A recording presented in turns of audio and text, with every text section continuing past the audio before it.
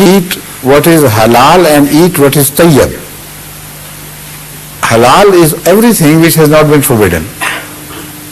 Even frogs are halal, dadus. Can you eat them? No.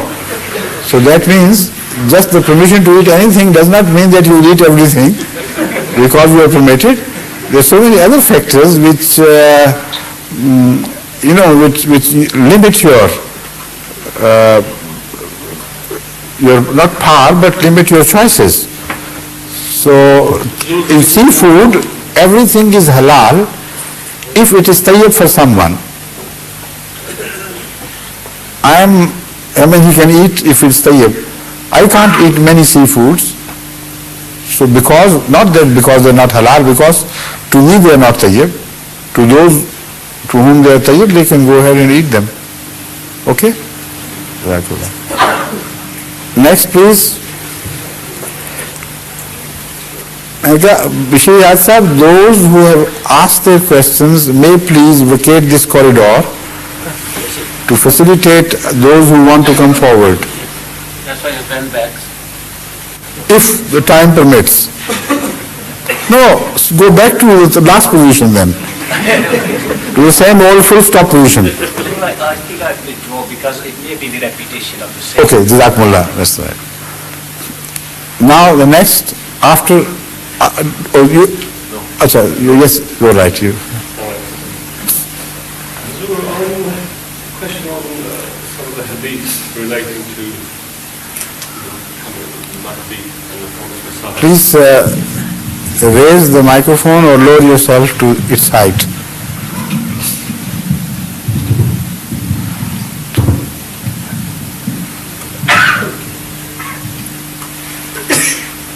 Relating to the hadith of the latter days, as I understand where the term Mahdi has been used, I may be wrong, but I don't think the term prophet has been used in conjunction with Mahdi, but where the term Isa ibn Maryam has been used, the term prophet has been used.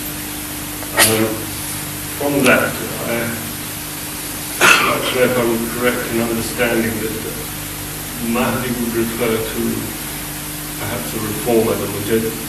No, it will not be correct because the word Imam is used. Imam Mahdiyan. And these two descriptions or definitions put together are always applicable in the Quran to the prophets and to none others. Just a minute. The Holy Quran, in 3 places at least, which I remember very clearly, speaks of the earlier prophets. Goes on mentioning prophet after Noah and Moses and this and that. And then in the end of that list says, وَجَعَلْنَاهُمْ أَئِمَّةً يَهْدُونَ بِأَمْرِنَا. We made these prophets. Number 1, Aimma. Aimma is the plural of the word Imam. That means we made each one of them was made into an Imam. And the second thing is Yahduna bi Amrina. They were not Hadis, they were Mahdis. Because anybody who guides others from himself in Arabic would call Yahdihim or without any other condition applied to this word. Yahduna bi Amrina means they do not guide from themselves. They guide as we tell them to do. Whatever they hear from them, they pass it on. So they have become the guided ones first, then they are authorized to guide others, not before that. So in sentence, 2 sentences, or within 1 sentence, let's say, both the terms of Imam and Mahdi have been very clearly mentioned. And mentioned always without fail as applicable to the earlier prophets and to none others. So study the Quran, find out from any key the words used Aimma or Imam and Mahdi, and you'll be surprised to find that only prophets are referred to as Al-Imam and Al-Mahdi. So that is why then some mullahs say that Imam Mahdi is not important, it's not mentioned in the Quran. I say, you may not recognize it, but I can tell you where it is mentioned. It is mentioned as prophets of Allah. So because the Holy Quran was so specific and clear on this, Rasulullah sallam considered it sufficient to refer to him as Imamam Mahdiyan. You see?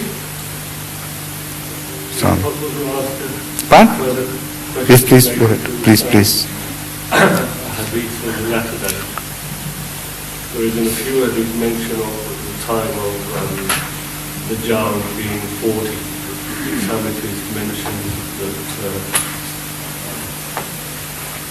Muslim Queen wasn't sure what that 40 meant. In others, in one it is particularly stated that his time will be 40 days on the earth.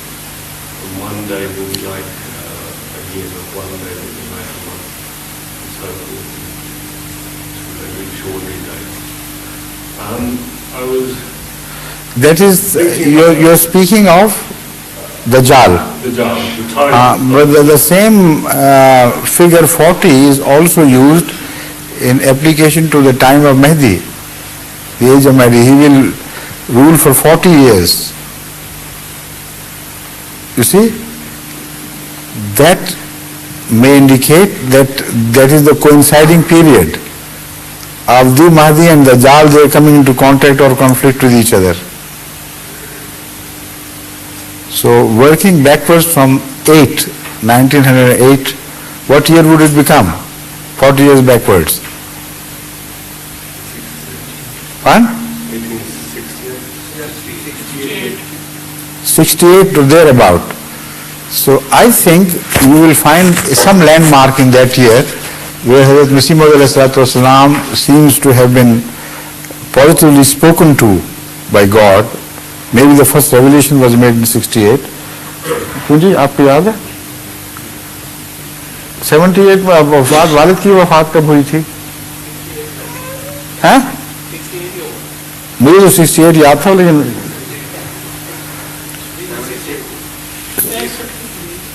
नहीं करीब नहीं चाहिए मुझे ऐसा, please. If you know positively mention or don't, but I think if you have to be precise, then the best formula would be to work backwards from 1908 and find out what happened in the year 68, and that would, there you will find the key to this problem. Hazrat Masih Maud might have had his first encounter with Dajjal in that year and might have started his movement against Christianity. And if you, I don't remember my history of that period correctly, but maybe that was a time when he was sent to Sialkot, and when he came into contact with Christian missionaries and then started writing his rebuttals on behalf of Islam and so on. So the whole period from these two hadiths, I can conceive that the total period of his contact with Dajjal and his starting the movement against Dajjal would be around 40 years. That is one explanation. And the other is that the word 40 is a word of completion of an age, a period which is complete and whole in itself. So it does not mean 40 as such, because this is the Quranic term. The word 7 also is used in the same term. 7 means a perfect word. And 40 is also the age in which most prophets are raised to prophethood.